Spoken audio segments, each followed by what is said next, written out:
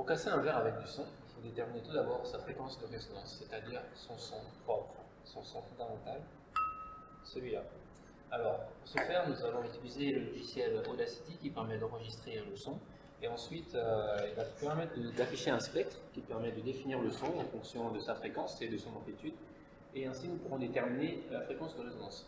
Alors, de deux manières, soit en calculant la fréquence fondamentale, hein, F égale 1 sur T, T désignant la période, ou en utilisant directement le logiciel qui peut nous la donner. Alors, tout d'abord, il faut enregistrer le son du verre.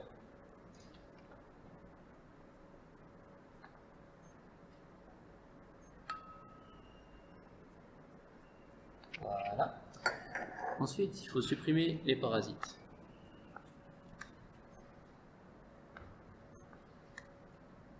Et le bruit de fond éventuel. Alors, effet, réduction du bruit, prendre le profil, on resélectionne tout. On commence. Réduction du bruit. Ok. Alors, maintenant, pour pouvoir mesurer graphiquement la période, il faut un peu zoomer. On va prendre ici une période Les vagues sont de toutes 3, 4, 5, 6, 7, 8, 9 et 10. Je pense que 10 périodes pour avoir plus de précision. Alors, on vérifie 1, 2, 3, 4, 5, 6, 7, 8, 9, 10. 10 périodes. Alors, maintenant que c'est sélectionné, on peut mieux zoomer pour avoir la mesure. J'ai les données ici en secondes. Alors, le premier correspond à 1,3941. 1,3941 et la fin. La fin 1,4 0,20 secondes. 0,20 secondes. Alors nous on bosse, donc on prend pas la calculette, on fait tout à la main.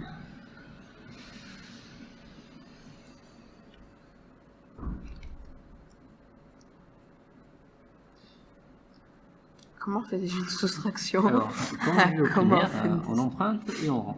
Donc, ça fait blablabla. Alors, ça fait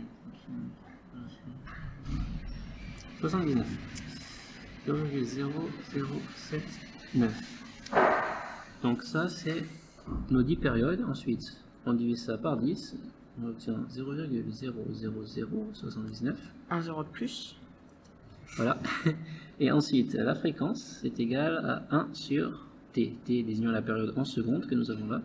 Donc 1 divisé par 0,00079. Alors, bon. On est en S, mais on a quand même besoin de compléter ça. 1 divisé par 0,00079 égale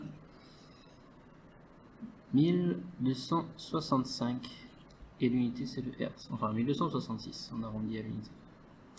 Hertz. Ensuite, pour vérifier notre mesure, à l'aide du logiciel, on remet l'échelle à 1 seconde, ici, 1 seconde, 1 seconde, 1 seconde, 1 seconde. On sélectionne la partie qui nous intéresse, alors analyse, tracer le spectre. On constate ici qu'il y a un seul pic, un pic, et il y a un petit problème.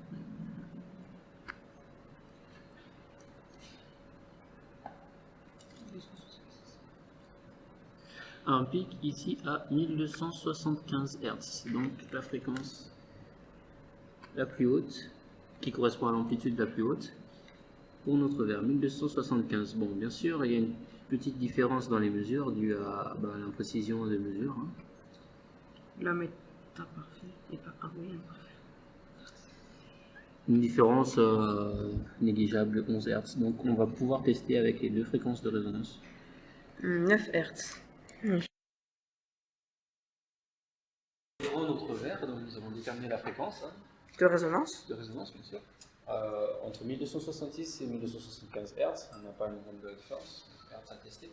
Donc ce que nous allons faire, c'est à l'aide du logiciel NCH Tone Generator, il va permettre en fait de générer une fréquence, un son à la fréquence qu'on veut en fait. Donc on va essayer plusieurs fréquences. Là, on va autour de commencer 1275. par 1275. Voilà, on va commencer par 1275.